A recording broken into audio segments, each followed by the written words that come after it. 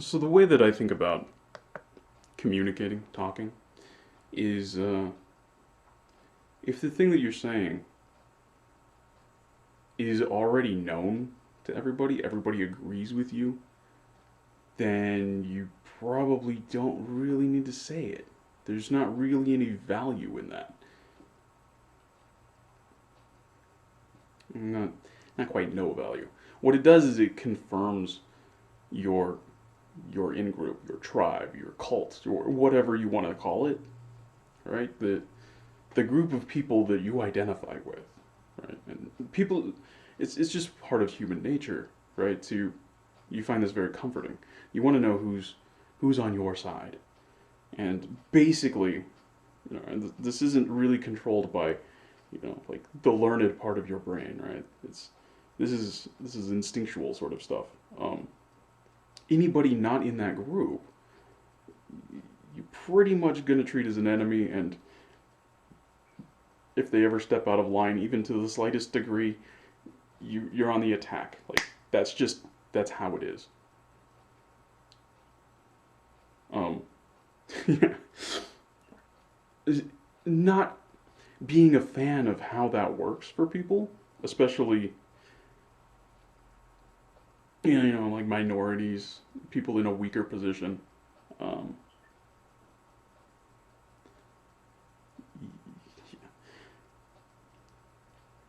we should probably find other ways, better ways to deal with things. We need to, I don't know, we need to actively cultivate. I think because it is instinctual to do that. To be, oh, you're my friend, or you're my enemy. Like, you're that's instinctual. You're not going to get rid of that. Um, you need to actively cultivate uh, behaviors that promote allowing other people to disagree with you, allowing people to say things that you don't like, particularly particularly in areas that don't really matter. Right? Not all claims are built equally. So, for instance, the shape of the planet is a lower importance than, say, whether you should vaccinate your children. Right? One is a public health sort of thing, right? Vaccinating probably don't, we want as many people as possible to be vaccinated because there are some people who genuinely cannot be vaccinated. And we want to protect those people. We want to protect all of the people, right? The shape of the earth, yes, there are people with jobs where it matters. But some rando on the street, Tweaker Joe over here, saying that the earth is flat, that doesn't influence whether your computer systems with all of this data on how the world is shaped and directing, big tanker ships or aircraft or whatever around the globe, it doesn't affect that, right? But Tweaker Joe being wrong about this, not really a problem. And your industry is not at risk. There's no way your industry is at risk because your industry is vital for keeping Tweaker Joe supplied with gasoline. That this is not a discussion. This is not an argument worth having. The flat Earth argument. Um, and there's lots of others. There's lots of others. Like, frankly, heliocentrism, I don't think was really a conversation worth having. Particularly the way that it went down historically, right? So everybody knows about, oh yay, Galileo and Copernicus, yay, and that's cool. They did some, okay, fine. So Copernicus, he didn't really come up with anything. He just popularized something that had been around for thousands of years, because you can look up in the sky with, if you have like normal vision, and see Venus and Mercury. And if you have a brain in your head and you're thinking about, okay, well, things go around stuff, right? I mean, it's kind of obvious. The sun goes around us every day, apparently. So like you're kind of primed to think that way. You're kind of primed to think about orbits in some way. Well, Venus never gets, very far away from the sun. All the other ones, Mars, Jupiter, they end up on the opposite end of the sun. They go all the way around. So they're going around us in a sense. But Venus, Mercury's harder to see, so we'll just use Venus. Venus is super bright, super obvious. It stays close to the sun. It's pretty obvious that it's orbiting the sun if you think about it. And people did. Long time before Galileo and Copernicus. Long time. And then, Galileo comes along. Well, yeah, so Copernicus kind of popularizes these ideas. Like, hey, you know what? Maybe the sun's at the center of everything. And we're just, like, everything orbits the sun, and yeah, like, Mars goes around us because it's in a further orbit than we are from the sun. Not complicated. It's really not that complicated to understand. And people understood it thousands of years before Copernicus. He just popularized it with the rich people. That's really all he did. Right? And Galileo comes along and he's like, oh, hey, look, there's things going around Jupiter. And suddenly that's the evidence? Really? Like, we have naked eye observations of something orbiting another object, the sun specifically. But crap orbiting Jupiter, that's the evidence that's like, oh yeah, heliocentrism. That's a stupid argument. That is not the kind of evidence that should have accomplished anything. And the tools that Galileo used to do this, a very closely related tool, came into use a little bit after his death, the microscope. And when we discovered microbes, when people first discovered microbes, it wasn't recognized that they would do anything, and for hundreds of years people were trying to say, researchers were like, hey, you know what? These probably cause disease, and we should probably, do something about this. So again, we have kind of this dichotomy between, oh, the way the universe works that doesn't actually matter to anybody, and a public health issue that matters to everybody, but the way the universe works is much more important to everybody somehow. Like, this is a terrible way to do business, right? This is how, oh my God, you're causing suffering. You're causing deaths.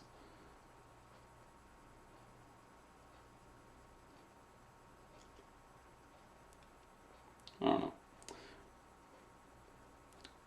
And this idea gets in people's heads, and mine included, absolutely. I'm a person just like everybody else. Like, people do people things, right?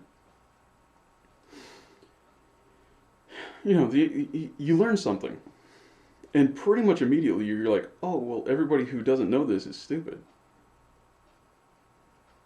right? Like, anybody who says that they haven't had that experience, they haven't done that, you're a fucking liar. This is a normal way that learning occurs, right? You, like, the first time you hear something, oh wow, and then you go around and you tell everybody about it, and anybody who disagrees with you in any way, anybody who pushes back at all, you talk about them being stupid and not understanding anything, and right? That's not a good way to be. I mean, pretty obviously, that's not a good way to be. It is the default way. So you do have to actively, you have to actively decide, okay, I'm going to not do this. I'm going to try not to do this. As much as possible, I'm going to try not to do this. And you will slip up. You will do this. It doesn't matter. It's how you work. It's how your brain operates. We're really bad, or when we learn things, we're really bad at remembering when we didn't know this, right? Because there's no information stored about that. right? It's just empty memory space. You can think of it, and this is obviously not a perfect analogy, but it's an analogy. You can think of it like a computer hard drive, right? So you have 250 gigabytes of free space. There's nothing there. You put something on it, you put a file in there, and the computer, it doesn't know that, it doesn't remember that when there was nothing, because there's nothing for it to look back to. There's nothing for it to recall to know that. Right? Like, you overwrite something, and unless there's some special record that was made of when this was done, it has no idea, like, what was there before. And obviously this is not a perfect analogy, I'm not saying it is, but it's kind of in that vein, right? That's how your brain works. When you learn something, you don't remember not knowing it. You certainly don't remember not knowing it correctly, right? Like, that memory, if you have memories before you knew something, like, like, say you do know, okay, I went around and I said these kinds of things, and then I learned this and I stopped saying those kinds of things. Like, yeah, you have a memory of something that was a consequence of you not knowing it. But like the full implication of you not knowing it at that time, you don't understand. And that's how everything is. It's really arrogant to go around and be like, oh, well, because I know this, everybody should know this. Why? Why? That's how cults work, right? That's what proselytizing is. That's what pushing your religion on other people is. Going around saying, hey, did you know this? And then just like being up in their face until they tell you to get the fuck out or join your cult. Like, that's how that works. It's not different. It's that exact psychology. Right? So, yeah, I think we need to, and I try to, right?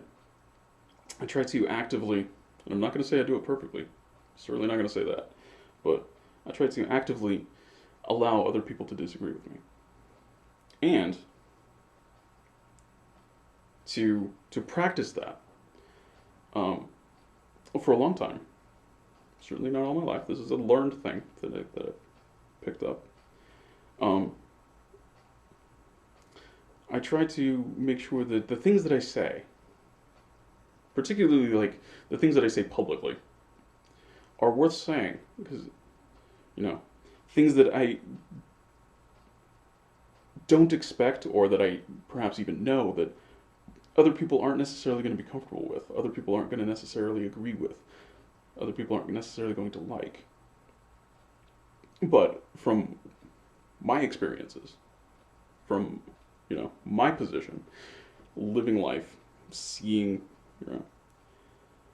things, these seem to be true, but they're uncomfortable truths, or they're maybe commonly denied or something, And I absolutely 100% recognize that I am no less fallible than anybody else, right?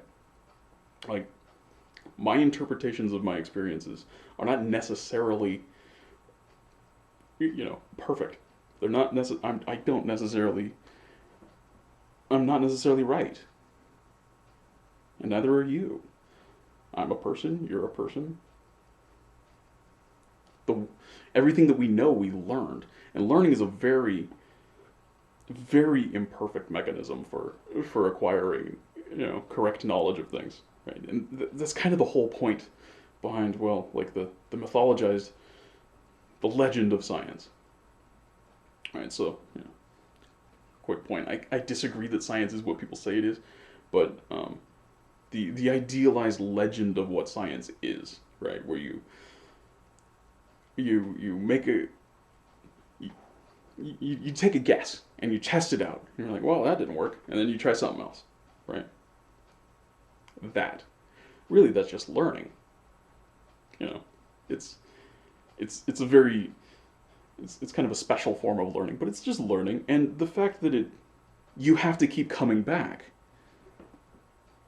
Yeah, that's where how learning is, it fails to be a good method at finding, uh, you know, really true, correct knowledge.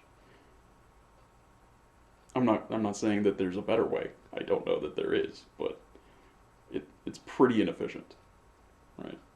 And basically, our brain is like a learning machine. I mean, it does some other things for sure, but you know, it's a learning machine. Like, it does that sort of a process all your life. So it's gonna pick up wrong things. Just like, we criticize like 18th century, 19th century science for, oh, how did they ever think this was real? Well, because that's how learning works. You come up with stupid ideas about how shit works, based, and it is based on evidence. It's always based on evidence, right? So this is another problem that I have is like people are like, oh, well, like some Christian extremist group is saying this one thing, and it's not based on evidence. It is actually. What they're saying is based on evidence. It's